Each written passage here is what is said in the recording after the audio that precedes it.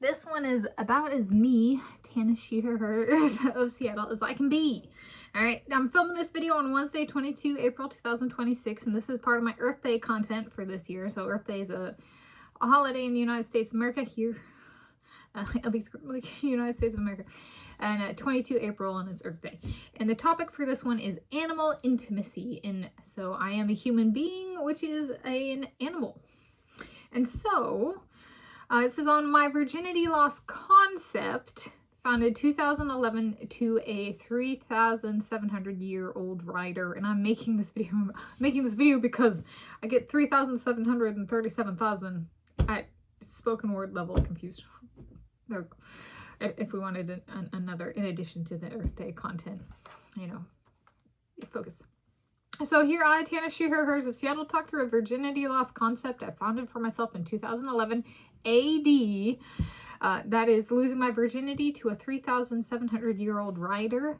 It is the earliest cognitive exercise I defined for myself and thought through in the realm of virginity loss unprompted. It was partially motivated by my trying to better understand my sexual orientation, asexual.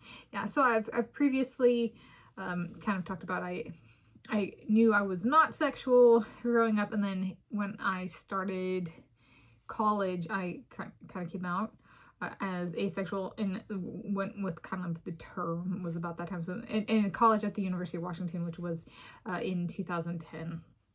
So here we go. I wrote this out, and this is one that's a verbatim memory recall, at least part of it. So here we go. It was the winter 2011 term, January to March 2011 at the University of Washington. I was living on Greek Row, an Alpha Zeta Delta sorority, and I took a course of my choosing on themes in Near Eastern literature. As part of the course, we read works such as the Odyssey and the Epic of Gilgamesh. I found I enjoyed the works, and the Odyssey captured my attention for a writer peculiarity. The writing was well-tempered, author of the work Greek writer Homer. The nature of the Greek row I lived in was perpetually frisky. I had recently outed as asexual and had not ever been sexually active. I liked numbers and noticed a slightly repulsive feel towards the approximated age of Homer, about 2,600 to 2,800 years before present. It was a different feeling. 3,700 felt more a fit for my working through it. Working through what? How I felt about the number as an approximated age. Since I had nothing to contextualize it with, I was like, how about something else? I have nothing to contextualize with. How about losing my virginity? So I went with that. I was like 2,600 or 3,700 years of age, years older than me. Snap reaction of 3,700 years. I was like 2,700 or 3,700 years of age, years older than me. Snap reaction of 3,700 years. I was like, how about a writer? A writer? He would have to have military service and be physically fit.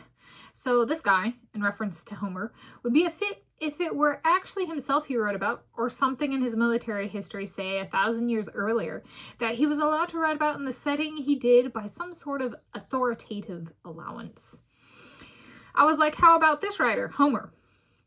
Temperament-wise, he was fine. However, I was feeling like if I ever got that say for my own virginity loss, I wanted my first time to be with a virgin, a treating of male and female as equal, and someone who would be loyal like me, my soulmate. I was like, does it scare me? I was like, it scares me if he is better than me. It scares me if I had more than one guy and he only had me. He would be better than me if he only had me and was loyal. Could I make it not scary? Sure, it is an acceptable solution for my heart, whereas the alternative is not. I am okay with my soulmate eternally being better than me. I am not okay with eternally being better than my soulmate. Perhaps we could regularize him saying I love you more and I saying I love you less. I return to you. How about a writer?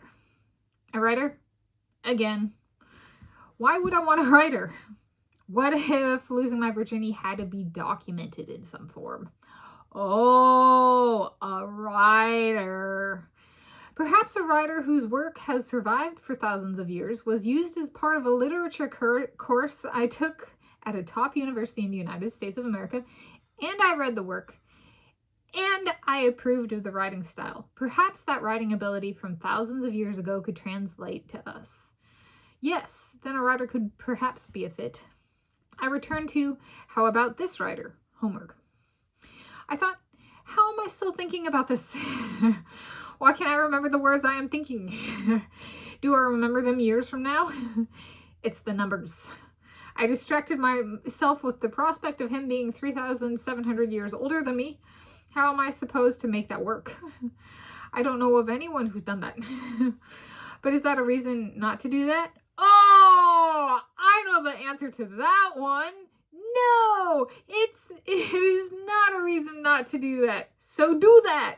Ha ha! I got it right. I concluded, I suppose, a serious ending. I prefer the Epic of Gilgamesh, and I prefer the writer of the Odyssey, Homer. All right. And then in modern terms, Tanis terms, in modern terms, including Tanis terms, in modern Tanis terms, even back then it was a heart conflicted. Yes, so there we go. It's a concept founded 2011. This particular one has not come true as of when I'm filming this on Wednesday, 22 April 2026 AD.